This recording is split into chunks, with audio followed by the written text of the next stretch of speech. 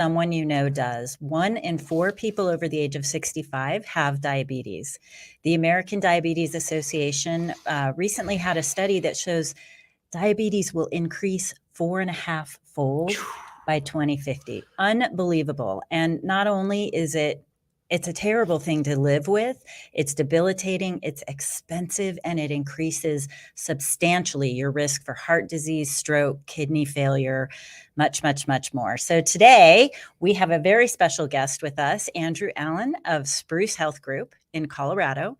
And we're going to talk about some technology aiming to solve the puzzle of diabetes and metabolism. What? Stick with us. This incredible show made possible by our wonderful sponsors. Assured Senior Living, love, it's what we do. And Serenity Engage, where care connects. Now, a brief message from Serenity Engage. Serenity connects aging service providers, older adults, and their loved ones in a single network. Our web, mobile, and smart assistance products power the network that enables real-time, HIPAA-compliant communication, collaboration, and education. When we care together, providers increase revenue and lower expenses, older adults receive better care, and family has greater peace of mind. Welcome back, and I'm so excited. Not only do we have an amazing guest, but we're here together in person. I know. We haven't had someone live in a really long time. And so we're keeping this going here with Bright Spots, and we really want to keep focusing on the amazing things we have going on in the community, healthcare, senior living, all that good stuff. And remember, Bright Spots are about, from the book, with Dan and Heath, Chip and Dan Heath, excuse me. And we want to focus on, the positives that we see, not always these negatives. And example we like to use is a son or daughter comes home with a bunch of A's and B's and has that one maybe D or F, and figuring out what is driving those A's and B's, not focusing so much on those D's and F's. So with that, let's welcome Dr. Andrew Allen of the Spruce Healthcare Group. Welcome to the show, Andrew. Thank you very much for having me. This is an amazing opportunity, and it's great to be able to reach out and speak to the healthcare community about diabetes and kind of the future of it and how to make changes. Absolutely. So kind of before we were talking, what is this metabolic health? Why does it matter? Well, so we're taking a look at the person as an individual, and we're trying to actually do stuff for that person on a metabolic level that is something other than symptom suppression. We're not just trying to knock down an A1C. We're not just trying to, get their blood sugar levels, perfected or any of that kind of stuff. We're trying to actually take it down to the base level where the insulin insensitivity is the focus of what we're trying to, attack and treat. And we're doing so by utilizing insulin as a hormone rather than as a drug. So we're essentially mimicking the pancreas with an external pump. So we're trying to we're attacking diabetes, but we're really getting down to that, base level of what is the cause and effect. So let me ask a question. How is that different than the way it is handled today? We deal with diabetes as, diet, exercise, medications, and all are good things. And I'm not going to sit here and tell you that, you shouldn't do this and you shouldn't do that. Our treatment is more of an adjunct therapy to those other treatments. Of course, you need to change your diet, but the question is how. Of course, you need to exercise, but how?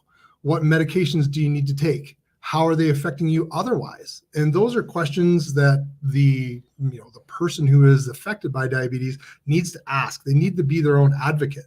And we like to come alongside those treatments and really try and focus on the individual and get them to not just, again, knock down the A1C, but to have them feel better, to have their peripheral neuropathy go down, have their hypertension decrease. Those are the other kinds of things that are caused by insulin insensitivity and hyperinsulinemia. So we're trying to, attack that, the healthcare issue, for that person. So let's go back. You just threw a lot at us, which is kind of, it's awesome, but I want to break it down kind of very simple. So if I'm a diabetic, does this change the number of times I need to either stick myself a day or inject myself with insulin? Does this give me another alternative to 3 times a day I have to check my blood sugar, twice a day I have to do injections? So it's going to help you be a better diabetic is the way I like to phrase it. Okay. We're not going to stop you from being a diabetic. You have the genetics. This is what your health is. And so our goal is to help you control your blood sugar better, decrease your nighttime insulin, take down your metformin, stop taking other meds.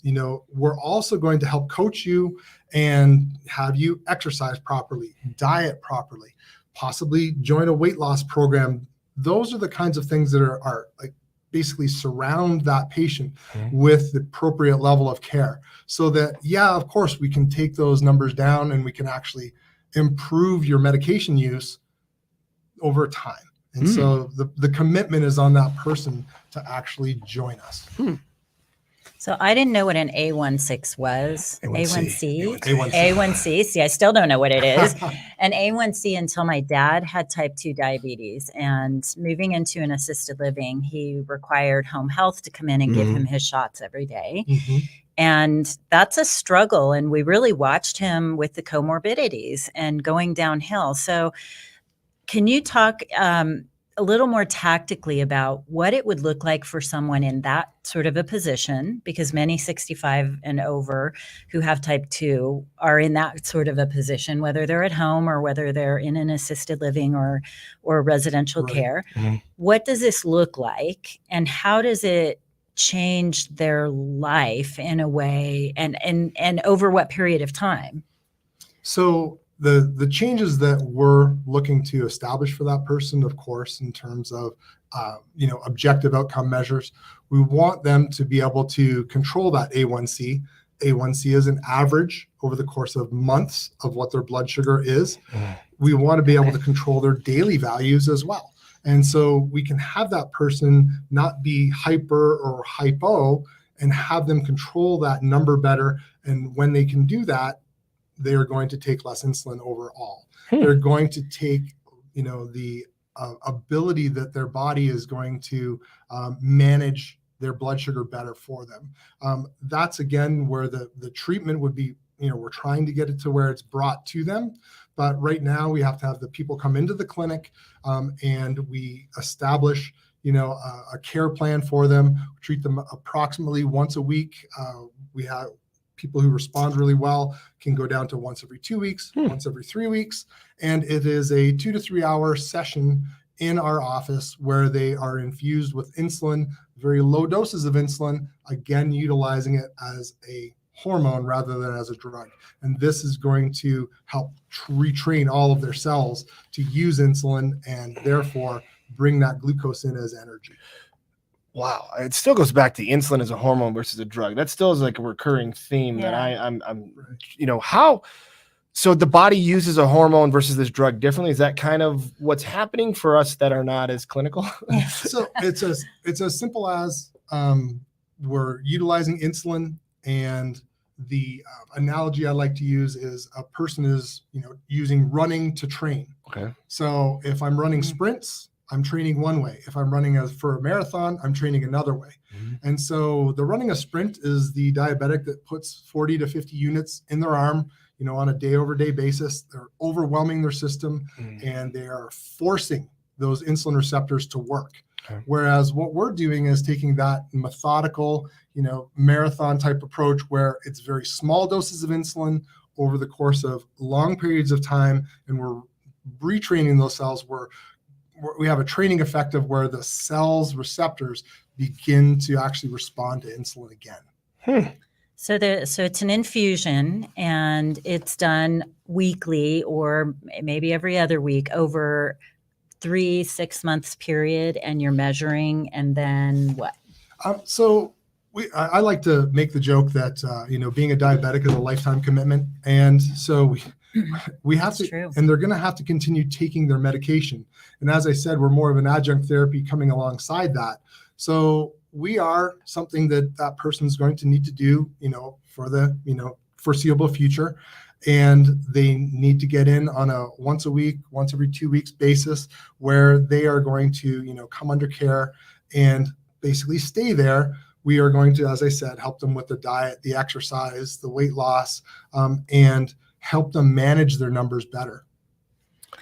So let's talk about this Ozempic thing that is out there. Everybody is talking about Ozempic for weight loss. So that is a drug that is used to help control diabetes. When you think about things like that, and we were talking earlier about the fat that Midsection. accumulates around the midsection, how does this help with that? And because that is basically caused by insulin resilience is what we hear on TV, but you called it something different. So insulin insensitivity or insulin resistance. And so Ozempic works. It just does. And we have the people on the red carpet out there with normal insulin sensitivity. They are taking Ozempic or semaglutide, as a weight loss drug.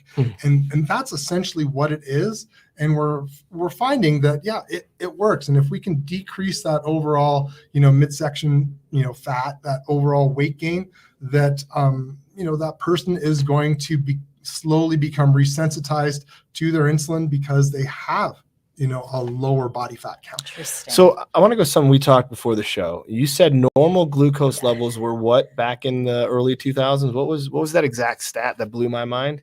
200. 200 was normal back in what, 2000? When was it? 2000? 2000. So 23 years ago. Right. What is normal Where today? No one was concerned about it. Okay. What's normal today? 90 to 100. So half. Right. Wow. Just think about that. Like, Less than half. Less than that. Just think about that as a viewer right now. If you're one of the reasons maybe we're seeing more type 2 diabetics or more of these issues is because blood sugars were higher than what we know now to be better. The knowledge has grown and we're paying more attention to these numbers, and we have more ability to pay attention to these numbers.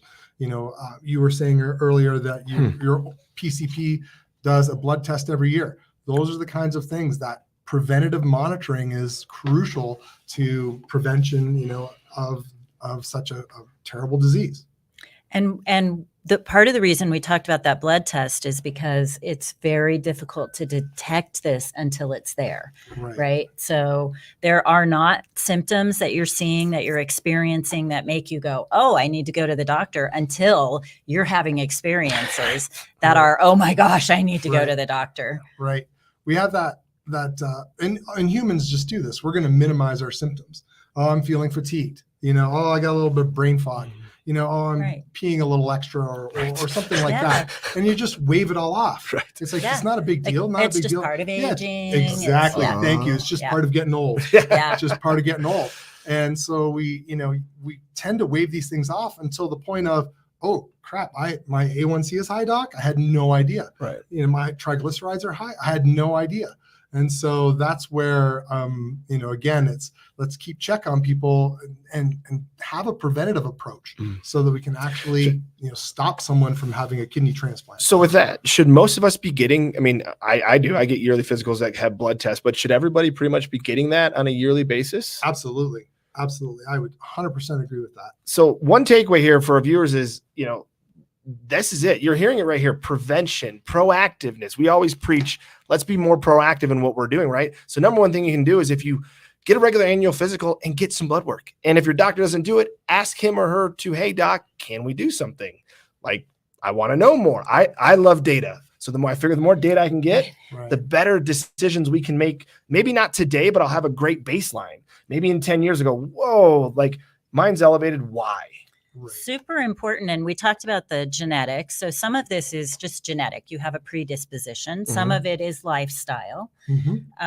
So, just learning about those things and monitoring your own stats, like we were talking about your sleep stats and things like that. So there's so many more tools out there for people to monitor their own stats. Right. Do you have any favorites that you would recommend to people who are in that type 2 range or pre-diabetic and may not know it? In terms of monitoring your stats, it's going to have to be a blood test, from kind of a medical perspective. They are coming up with some super cool technology that is going to be, wrist, monitoring blood flow, and the it kind of jumps to that freestyle Libre type of, approach where the person checks their blood sugar on a regular basis. That continuous monitoring is something that even Medicare is now allowing type 2 diabetics to get a continuous monitor, because it's better to know that my blood sugar is going up rather than have it be here. Right. It's better to know my blood sugar is going down than have it be way down here. So that continuous monitoring is something that is, a technology driven entity. And they're starting to actually, there's guys that worked on satellites that, for 30,000 feet above, 60,000 feet above the Earth's, they're working on technology that is now on the wrist that actually is monitoring the insulin levels and the A1C, the glucose levels in your blood on a moment over moment basis. The one that I'm talking about, it looks at it every 16 seconds. Wow. It's a little big and clunky right now. And it's in the test phase.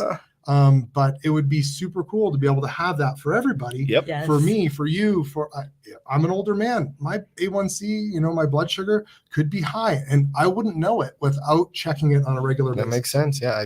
Okay, so my mind cool. is blown though. Uh-huh.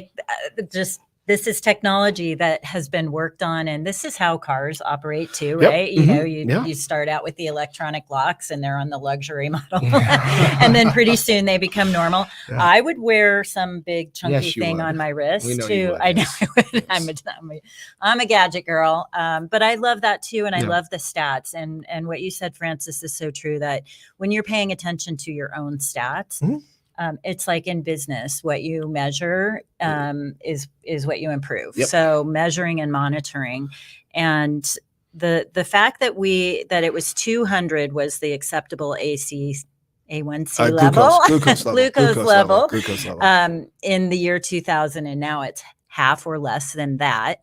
What do you think? So obviously we have more people who are now diagnosed with type 2 diabetes, but what impact was that having on our bodies when 200 was the acceptable level? Well, and I think that we're, again, as I said, we're paying closer attention to the numbers and what effect they have on our body. And so we're noticing that, hey, those numbers are not acceptable. And so they're lowering the number down slowly over time, and I say slowly over time, over the course of decades. And we're realizing that, lower numbers are better for, some of the things. We're changing our blood work numbers. And I made the joke earlier that, that a normal lab is the precursor to chronic disease. So it's a great soundbite, and it's true. We have to pay attention, and there just isn't enough medical care out there that the concept is prevention. That's where, the most difficult part when I do talks with people is, hey, you know what? You have to be your own advocate. You have to ask questions. You have to expect more. You have to look for these things so that, that you're not all of a sudden surprised that your A1C, is 7. Oh, I had no idea. And that's just as bad or worse, right? If it's really low. Right. Okay. So, and I have, we've talked about type 2 diabetes a lot, but I have people in my life with type 1 diabetes who are, they've struggled their whole life with it and always will. Does this infusion help with type 1 as well? It can help with type 1 because we're helping that person resensitize their system to insulin. Again, so the type 1 does not have insulin being produced by the pancreas. And that is obviously the biggest of the problems. Their cells themselves will still get desensitized to insulin over time. The type 1 is going to have to escalate the insulin that they take in over the course of years. And so what we can do is we can help that person control their moment over moment blood glucose levels, which is going to translate into a better A1C, which is the average. And we can help that person take less medications less frequently. Those are the types of things that we're looking to do for this person so that they become, again, I use the phrase, we make them a better diabetic. We make them, handle their problem better. We're never curing them. There isn't a medical cure for this. But, we're trying to actually help that person manage their numbers better, more effectively. And with that, I think it's kind of self-explanatory, but I'm going to ask the question. What do you think makes this, such an amazing bright spot in healthcare and aging and all that stuff? I think this makes a bright spot for, I guess the hope is there that I can actually attack that diabetic predisposition that we have in our society and do something about it sooner. And again, that comes with monitoring. That comes with, proper diet, exercise, all of the things that we know we should do and the things that we don't do. Yep. Those are the issues that comes right down to in terms of, let's look at this as something that is a new technology that can help people thrive instead of just survive. I love it. Thrive versus survive. I love it. I love it. And so, Andrew, how can they learn more about, your group and what you're doing, and what's the best way? So of course, going to the website, sprucehealthgroup.com is a way to do it. We have various presentations that we, have on the site. We have some YouTube stuff, but, for right now, I'm the front man for this diabetic program. And I would say, just reach out to one of our offices and they will get you in touch with me directly. That's fine too. I feel very passionate about this. And I think that this is something that we can address. I mean, the numbers you had said earlier, it's going to be 4.5 times worse, by the year 2050. And it's already $1 in every 4 spent on healthcare in this country is diabetically related. Right. And some type of, whether it's, dialysis from chronic kidney disease or some type of amputation or some related stroke or cardiovascular event, we spend 25% of our healthcare spending on this disease. So if we want to control costs, that's one way to do it. I have one quick comment and one quick question. Who pays for it is the comment, and that is insurance does pay for it. So insurance does pay for it, which is, everybody's always surprised. I'm talking to them. I was surprised. Me too. That's why I wanted to call it out so people know this is not necessarily out of pocket. No, this is not out of pocket. Medicare covers it. Medicaid covers it. TRICARE, 90% of other insurances are covering it. That is awesome, just as a side note. Well, and it makes sense, because what are people dying from? Right. They're dying from diabetic. Or metabolic conditions tied to it, right? Exactly. Metabolic conditions tied to it. Metabolic syndrome is a diagnosis that is out there that is running rampant through our society. Yeah. And diabetes is a component of that. I mean, so could we address this in a better manner? Absolutely. And, the things that we can do and do this for that individual and have it be paid for it's really impactful for people, because that's awesome. Now it's not out of pocket. It is based on healthcare, and their healthcare dollars are going towards it. I do have one question. I know we're running a little over time. Questions. Catherine's never have questions. So this is in Colorado. Business is in Colorado, and mainly in the Denver metro area, a little bit north and south. What about people who are in other states? So we're just a provider of this in Colorado. We didn't come up with the technology. This company, WellCell, out in Houston, Texas, they developed the program, and we just brought it on because we got so excited about it. My medical director, Dr. Paz, and we saw this, and the changes in physiology were unbelievable. And so we had to bring it on. We are just one of more than 200 clinics, but the focus of the clinics is in the Southeast, down Louisiana, Mississippi, Georgia, Texas, where diabetes is even worse than it is here. Higher concentration. Good. I wanted to make sure our audience knew that you don't have to be in Colorado to take advantage of this. And thank you for bringing it to our audience and sharing this really new technology and groundbreaking approach to the way we look at treating diabetes. Thank you. Thank you very much for having me. Yeah. So we may have run out of time for our Maverick I think we can do a quick one. Let's do it real quick here. Let's be super simple. Right. So I had hit it on affordability. So I just saw this article on the Washington Post this morning, or was it yesterday? Assisted living homes are rejecting Medicaid and evicting seniors. Let me read that again. Assisted living homes are rejecting Medicaid and evicting seniors. How can they do that? Why? Because what's happening is there's been residents that have drained all their income, right, to be private pay. And then sounds like right before, right after, they're getting rejected and discharged or evicted because I'm assuming with rising costs, Medicaid, they're looking at it as a financial, that Medicaid's not paying enough.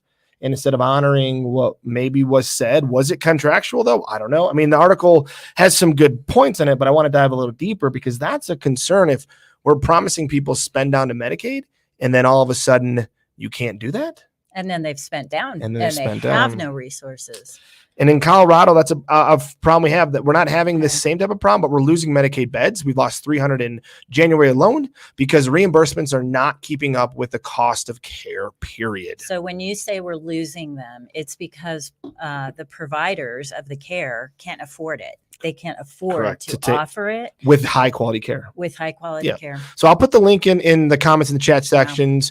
But it's something that we have to address more as, an organization, as a company, as a country, as a state, of how are we going to make sure we're providing the proper reimbursements for the proper level of care that enables our older adults to get the care they deserve, not need, but deserve. Completely different. And can afford. Yes. So, let's be clear. Not everyone had the same correct lucky breaks in life sometimes to be able to afford some of the luxury senior care. So that was it. That was nice, quick, down and dirty. I think we got to talk more about affordability, but Andrew, thank you so much for coming on. It's fantastic. No, it was great. So Catherine, we have something coming up here, I think, in September, don't we? If you don't already know about it, Collaboration in Aging national event in Denver, Colorado, September 27th and 28th. We are talking to people across the entire senior care continuum at this event. So this event is for everybody: home health, home care, hospice, older adults, senior living, skilled nursing, rounding doctors. Anything. Andrew. Anybody that touches aging. Providing new technologies, new sorts of approaches to medication and healthcare. Please come, because we are all about breaking the mindset of status quo. So when you walk in, we want you to take everything you think you know about your industry or field, set it aside. I say chuck it, because we got to really, we got to really shake it up a little bit. I like that. So we're gonna chuck it. Join us. It's going to be a lot of fun. And September 27th and 28th. And register soon. We have about, I think, 5 or 6 weeks left on our super early bird pricing. So get out there and get the super early bird pricing to attend. That's right. So thank you, Andrew. Thank you, Catherine. This is a lot of fun being in person. It's been a while. So really appreciate you coming down here, Andrew, and, braving the in-person podcast video. So well, thanks, everybody. Stay tuned. We have some amazing guests coming up here as we continue to focus on bright spots and really showcase that this industry is in an impactful revolution.